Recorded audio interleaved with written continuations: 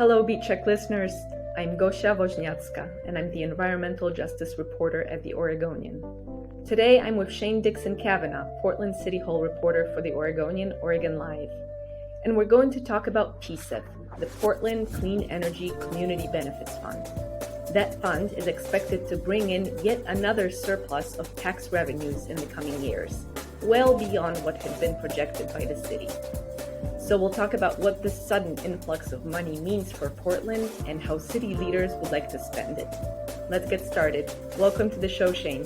Thanks for taking the time to speak with me. Gosia, it's a pleasure to be joining you today, and Happy New Year. I hope it's been a nice holiday for you and your family.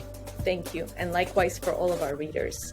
So for starters, I just wanted to give a very quick background on PCEF. It's a fund that stems from a ballot measure that was overwhelmingly approved by Portland voters in 2018. And the money in the fund comes from a 1% tax on large retailers in the city. And it was created originally by leaders from the local communities of color and immigrant communities. So hoping that the fund would help those communities make the energy transition and help them better weather climate change. And so in December, you had a great story that reported that PCEF could see $540 million in unexpected revenue in the next 5 years. That means that this fund is set to pull in 4 times more than what the original ballot measure projected when voters approved it. And this is not even the first time we're hearing about a surplus. Why, Shane, why is this fund generating so much money? That's a great place to start when talking about the Portland Clean Energy Fund. And certainly this is probably a good problem for the city of Portland to have right now. But as you mentioned in your brief introduction about the Portland Clean Energy Fund, the way in which money for this program is generated is through a small small tax on sales transactions with major retailers that in Portland, Oregon, and that can be both brick and mortar stores, but also online sales also qualify for this tax. And so the tax is small. It's a 1% surcharge. But as we have learned in recent years and during the pandemic and post-pandemic, a lot of these giant retailers, and when we talk about giant, we're talking about companies that do more than $1 billion in sales annually nationwide. So we're talking about Walmarts and Targets and Home Depot and Lowe's and Amazon, companies of that size and scale, not your mom and pops. So they have been doing great business in the last few years, and people in Portland have been buying their products like gangbusters. As a result, this fund is producing an amount of money that, I mean, quite simply, is just sort of staggering. When people were talking about creating this fund through a ballot measure in 2018, both the proponents for the measure and then later sort of city revenue forecasters were thinking this program was going to be generating about $50 million a year in revenue. The story that I recently reported on showed that it's going to be a size that is significantly larger than that. We're now talking about a program that's generating upwards of $200 million a year in revenue, so nearly 4 times what the initial projections were. Right. It's insane. And this insane amount of money comes at a time when city bureaus are struggling financially, and many of our city bureaus are facing budget shortfalls, may have to cut essential programs. And so the surplus money is looking pretty good to our city leaders. Have you heard commissioners in city bureaus express interest in having a piece of this money through various ways? And is there any fear that this money could essentially get diverted to other purposes? Well, quite frankly, with the proposals that Commissioner Rubio and her Bureau of Planning and Sustainability, the ideas and proposals that they came out with when they announced this unexpected revenue tsunami in December, they were talking about trying to figure out how to quickly spend this money that they weren't expecting to receive, and also sizing up the fact that Portland bureaus and the city's overall financial health going forward into the next few years is going to be much more precarious than it has been in the last 4 or 5 years. And clearly there was the initial idea behind the Portland Clean Energy Fund was to focus largely on the city being a repository for generating this money and then essentially giving it to organizations, nonprofits, and community groups that could do on-the-ground work throughout Portland among communities that have been sort of historically marginalized and who are determined to have sort of are bearing the most severe impacts from climate change right now. But the program has had to evolve over time in the last few years, primarily because the fund is generating so much more money than quite frankly, than it knows what to do with. And at this point in time, the fund has more money than community-based organizations and nonprofits that are focused on renewable energy programs and projects and energy efficiency upgrades and things like that. There quite frankly is not enough organizations or people doing this kind of work to actually spend the money at the volume in which it's coming in.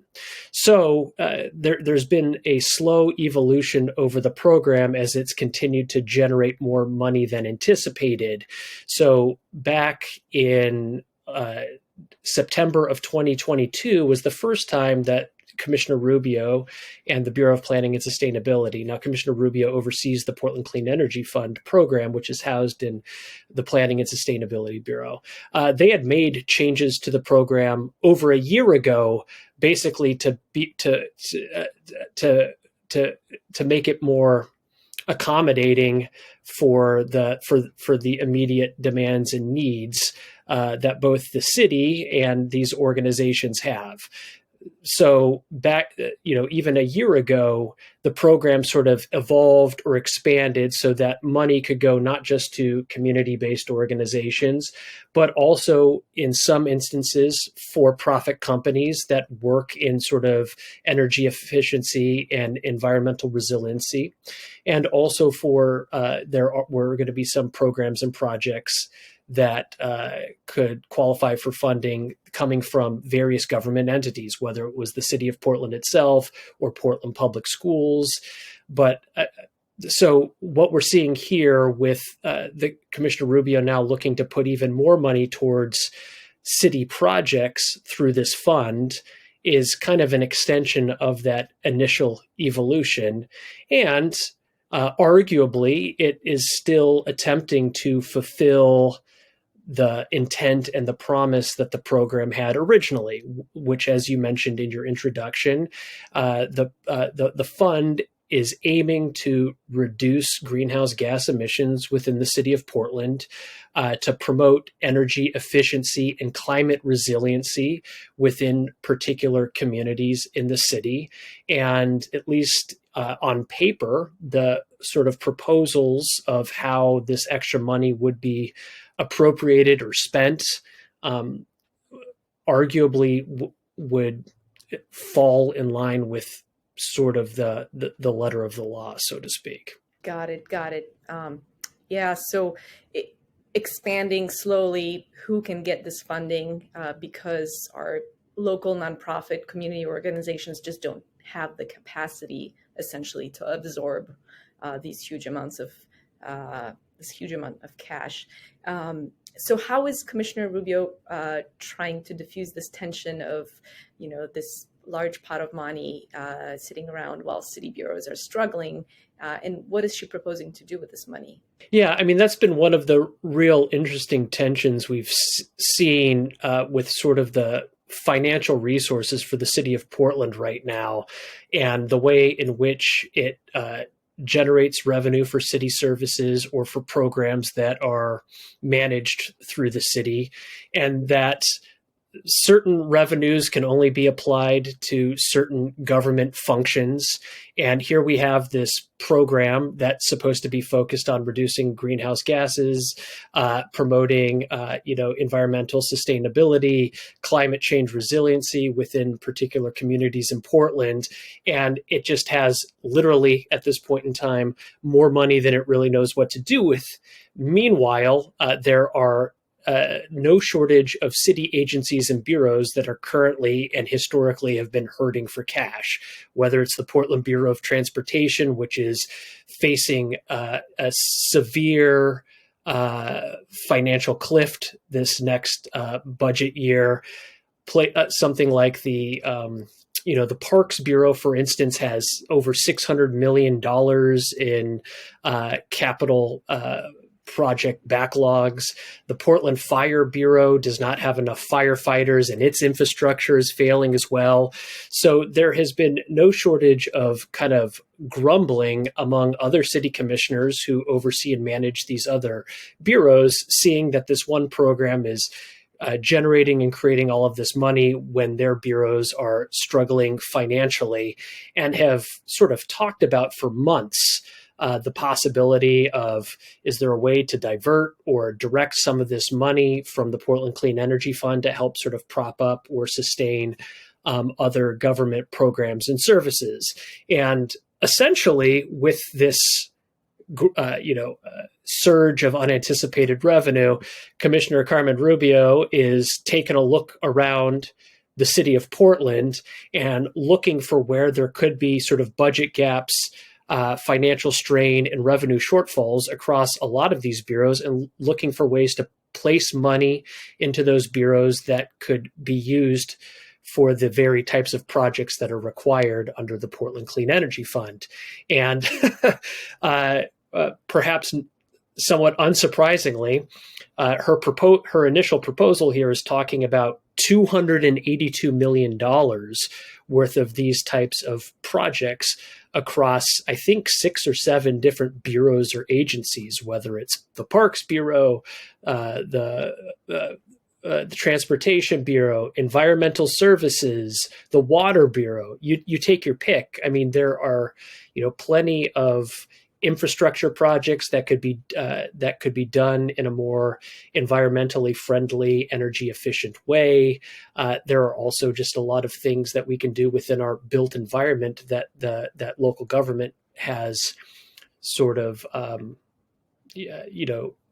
dominion over, in which they could be doing things that once again support ostensibly support the goals and intent of the program. Right. And to be clear, I mean, these are projects that are related to sustainability. So there are things like improving walking and bicycle routes, or decarbonizing the city's vehicles, or replacing gas-powered leaf blowers with battery-operated ones. So it's kind of an array of projects that are sort of in the realm of climate, environmental sustainability projects. Yeah, and even some very kind of in the weeds and obscure things. And I'll just list one as an example because it is related to another issue that I've been writing about and covering for the last couple of years. But some listeners may know this, some listeners may not, but Portland has its own hydroelectric dams that they run and operate up in the Bull Run watershed. And so Portland actually generates a lot of hydroelectricity and has an entire hydroelectric dam portfolio and program. However, these hydroelectric dams and the license to operate them need to be renewed periodically every few decades. And in fact, the city was currently looking at the fact that they were going to have to spend upwards of $10 million literally just to apply to federal regulators to renew their hydroelectric dam permits. And it's this incredibly bureaucratic, lengthy process that was going to cost millions of dollars. And, one of the things that Commissioner Rubio and the Bureau of Planning and Sustainability are proposing is that they could give $11 million of Portland Clean Energy Fund money to the Water Bureau to basically pay for all of the fees to renew its, hydropower permits. I mean, that's just one example, but I mean, it's no small amount of money. $10 or $11 million right now is a lot as far as Portland city coffers go. Right. Wow. That is indeed in the weeds.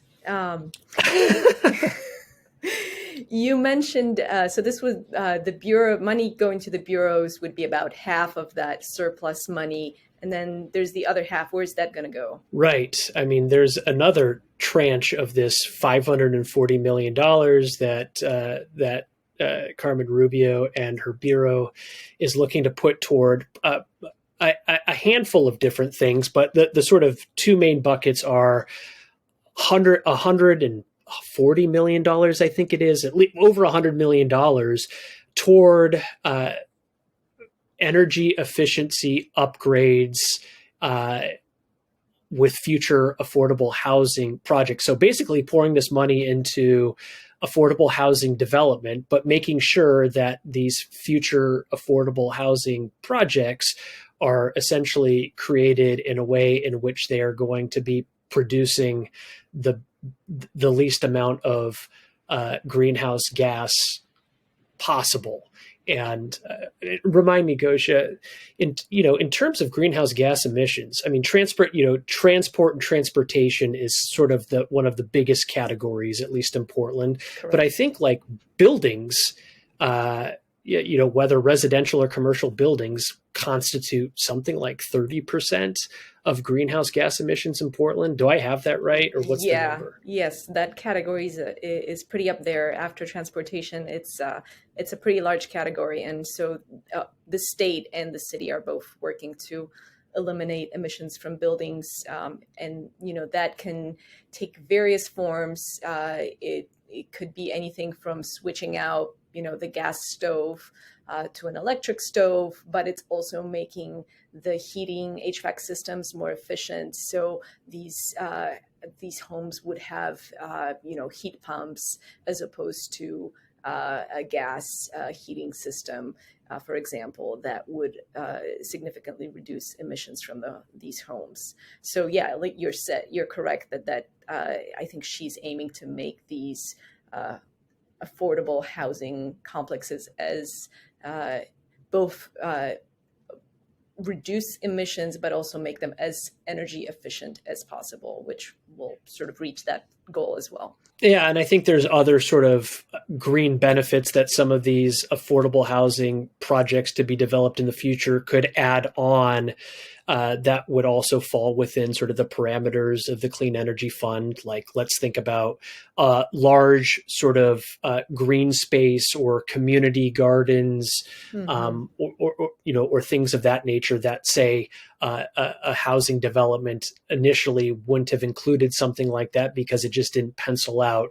This right. Additional money could, add on some of those additional amenities that also fall within that sort of green framework that PSEF has. Yeah, it could be like solar panels. It could be, charging for electric vehicles. It could be rain gardens. I mean, it's a plethora of things. Yeah. And then, so in addition to a huge chunk of money going toward, greener, cleaner, affordable housing developments in the future, the city is now talking about basically picking up the tab for tree maintenance across the city for both residential homes and businesses that, individuals or businesses have traditionally had to pay for. But, any type of tree needs or tree maintenance, the city would essentially sort of subsidize for property owners and businesses, over the next few years. I mean, there's even things like the city is in conversations right now about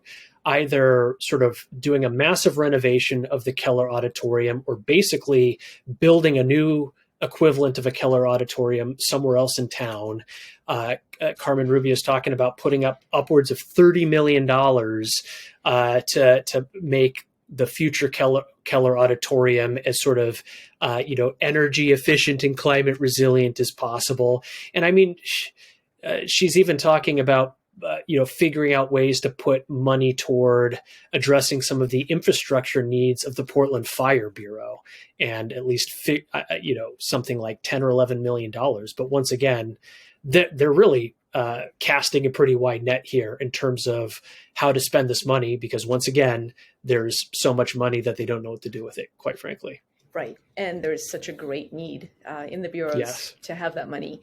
So, as you're talking about this, the one question that really is occurring to me is whether Carmen Rubio is allowed to decide who gets the money from PSEF. I mean, the fund has a pretty specific process that guides the funding decisions. There's a 9-person volunteer oversight committee made up of experts and community members, and they basically pick the projects. They recommend projects to get funded, and then eventually the city council approves their recommendations. But in this case, it's kind of a different story.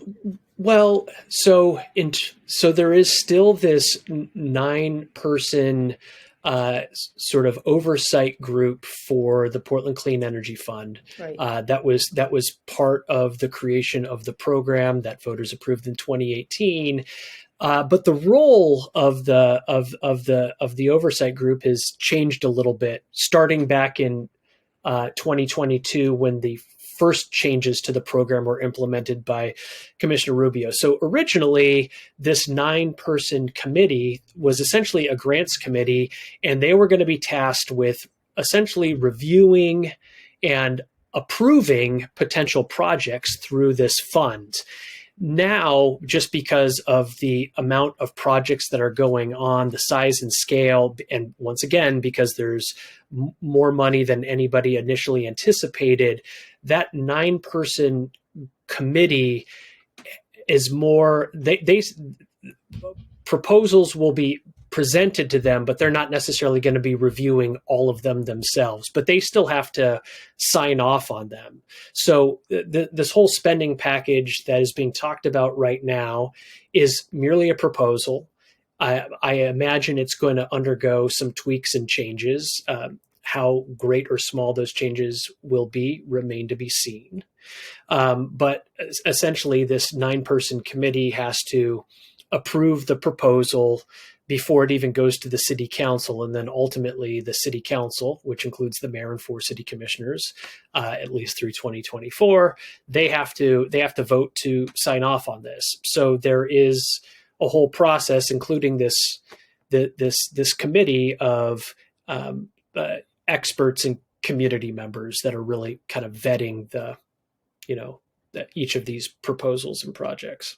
Got it. So it sounds like what you're saying is that we've moved from this community committee proposing projects to the city, especially in this case, proposing projects, and the committee just basically giving their stamp of approval. Yeah, well, yes and no. I think a lot of the vetting work that we're talking about that the committee first started doing when the program was initially launched, a lot of that review vetting work has now gone toward actual city staff within the Bureau of Planning and Sustainability.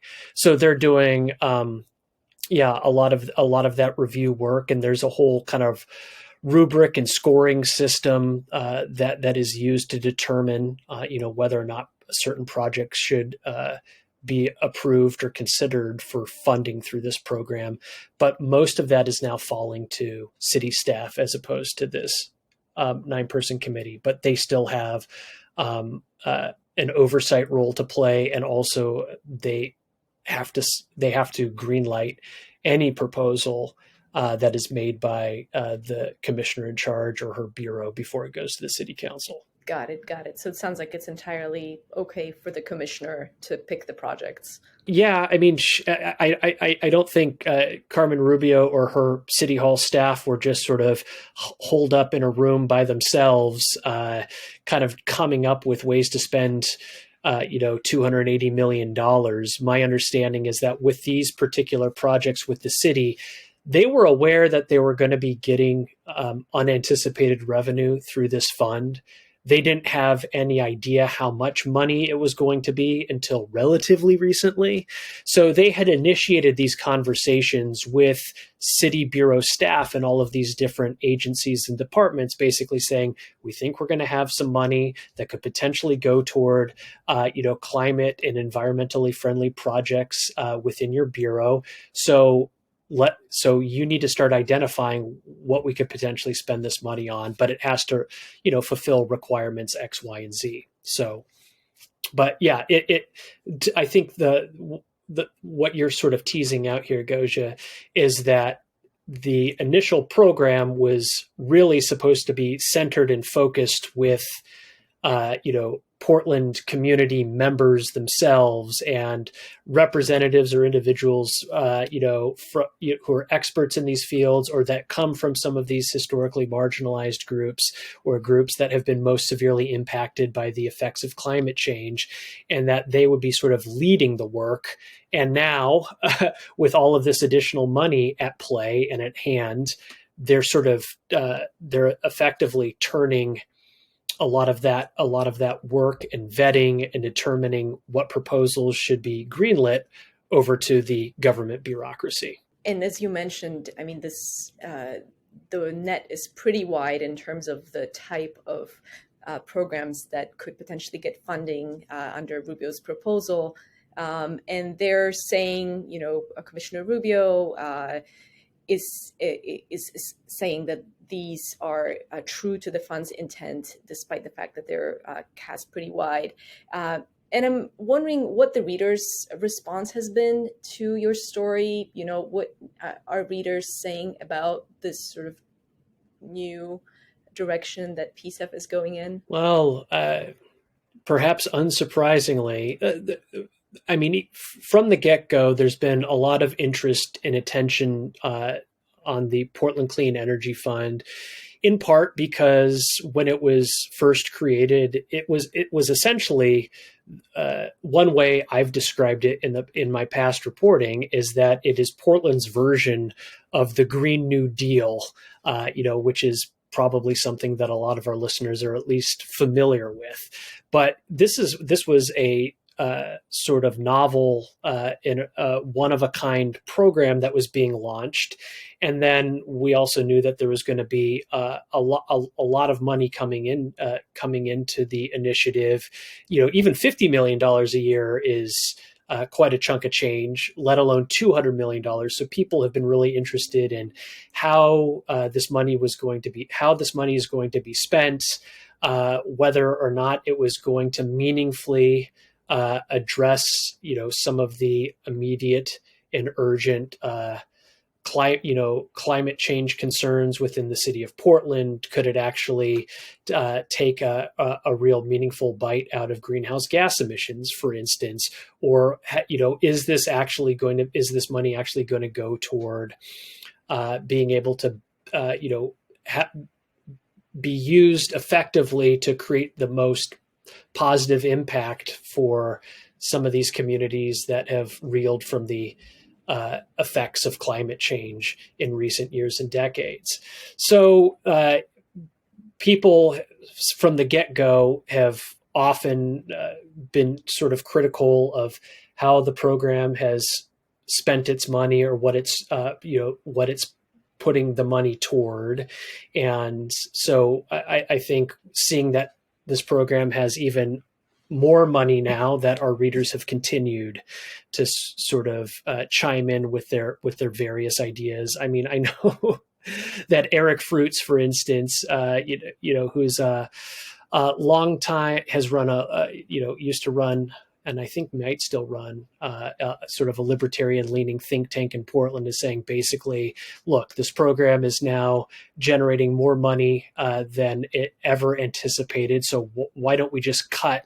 Why don't we just cut checks to every Portland family and sort of give them kind of a tax kicker like we have in Salem? And I know that another person who has who's a reader of this coverage and has thought about this program quite a bit, is Steve Novick, who is a former Portland city commissioner, longtime environmental lawyer. And, he's continued to sort of pipe up and weigh in on PSEF related issues as well. And I think he told me this relatively recently. He's looking at the amount of money that is out there, and his sort of perspective has always been, what is the way in which Portland could spend this money to have the most significant impact on greenhouse gas reductions? And so he has been always advocating that we should be pouring all of this money into transportation-related projects and initiatives, because transportation and transport is sort of the greatest contributor to greenhouse gas. And I think greenhouse gas emissions. And more recently, he was, I don't know how seriously he had thought this through, but just sort of his back of the napkin sort of calculations was, if you've got this $282 million and you want to have a lot of bang for your buck, why doesn't the city of Portland buy a bunch of electric vehicles and give them to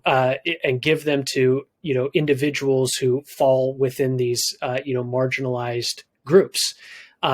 He's asserting that alone would both create climate resiliency for those intended individuals and groups, number one, and number two, would have a much more profound impact on lowering greenhouse gas emissions in Portland. So I also heard from him when I was reporting my story on PSEF, and so I just wanted to touch base on this idea of Portland and PSEF getting its bang for the buck. So when I did the math, when I did a story on PSEF, my analysis showed that the PSEF funding is unlikely to actually meaningfully cut the city's carbon pollution. And that's because it's pouring money into community benefit projects that will essentially benefit a small number of people in a very significant way. And when I did my reporting, the organizers and activists who passed this ballot measure said, well, this was the intent of our fund, to help vulnerable Portlanders, low-income folks, people with disabilities, communities of color that are suffering the brunt of climate change. But now the city is basically claiming in its reports that this fund is going to significantly, and they use that word, cut climate pollution in Portland, and that is just not the case. And I'm wondering why they continue to underline the carbon cuts. What gives? Like, why are they talking about this constantly? Well, for starters, I think that this has always been sort of one of the fundamental challenges and tensions with the creation of the Portland Clean Energy Fund, is that it really has aspired to and sometimes promised that it could deliver on a whole host of fronts, and you just sort of named them. That it can do 3 or 4 different things, right? It can serve a small number of individuals in a significant way, and it can be good for and it can be used toward addressing the city's climate goals, and it can actually significantly reduce greenhouse gases, et cetera, et cetera. It from the get-go, I think even its staunchest proponents, though they might be saying now that the intent was never to significantly reduce greenhouse gases, you can go back and read the coverage of this ballot measure from 2018, and it was pretty obvious that voters and news reporters who were covering this ballot initiative and even its supporters were dangling that possibility out there.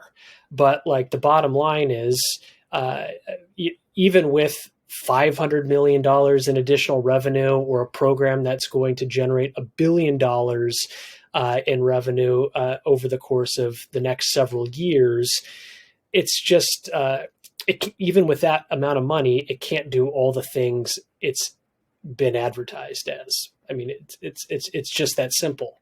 Also, in terms of you asking what gives and why does the city keep talking about this? I mean, this has been at times an embattled program for a whole host of reasons, and by talking about the broader environmental impacts this program could have, or its ability to cut greenhouse gas emissions, no matter how slight, I mean, that's how you build political support for a program that at times has been very widely criticized. Yeah, and I mean, so much depends on what they decide to invest in. I mean, like you mentioned, Mr. Novak's idea of investing in electric vehicles for Portland families, that as opposed to investing in a whole home energy upgrade, which is very beneficial but extremely expensive. And so it just, the types of projects that we're investing in really matter. We're not, like city leaders said, we're not investing in a solar farm in Eastern Oregon because even though that might lower emissions, in the state, it's not going to help those groups that were identified as needing to benefit from the fund. So it's kind of a balancing act. Right. And once again, one of the initial goals and aims of the fund, and we've talked about this a little bit in our conversation, is that this was supposed to be taking money and it was supposed to provide money and jobs for organizations and individuals from these groups as well. Right. So this is another promise of the program, is that it's essentially there's a jobs program component with this. It was going to give sort of social and environmental justice organizations the ability to expand the types of work they can do by essentially being able to staff up and hire more people. So you're providing more jobs to individuals, more sort of social community on the ground services to people. So, I mean, that's, there's still a huge component of this program that's focused on that. Then once again, we want to build resiliency within certain communities, and we want to cut greenhouse gas emissions, and we want to, strengthen the overall environmental footprint of our city. I mean, realistically, and we keep coming back, you and I keep coming back to this. If you're going to try to do 4 or 5 things, you're not going to do any one of them particularly well. I mean, right. You'll make a difference. You'll do, you will impact all of those different categories, but mm-hmm. You're also stretching the resources of the program. I wouldn't say you're stretching them thin, but you're really dispersing them across a wide range of different objectives. Right. And this brings us back to the current surplus and sort of the broadening of the scope of what this fund could pay for. And I'm wondering, does this beg the question of, should the city essentially do another overhaul of what this fund is? Should there be changes made that clearly spell out where this funding can go, and further broaden, what the commissioner, what city leaders can do with this money? I mean, that's been the story of this program for the last year and a half, right? Yeah. is further broadening the scope of this program. And it would not surprise me if that continues to be the case, or looking for ways for it to continue to sort of evolve and refine itself. All right, Shane. Well, this has been a super important conversation. Thank you for sharing your expertise with us and with our listeners. And we're going to be following this topic closely in future stories in the Oregonian and online at OregonLive.com. I'll drop a few links to relevant stories in the show notes. Thank you so much for listening to Beat Check with the Oregonian. If you like this show, please give us a 5-star rating and review in Apple Podcasts. It helps other people find the show. It helps spread the word. The best way to support our journalism and stories like this one is with a subscription to OregonLive.com. You can do that at OregonLive.com/pod support. Until next time, thank you and Happy New Year again to everybody.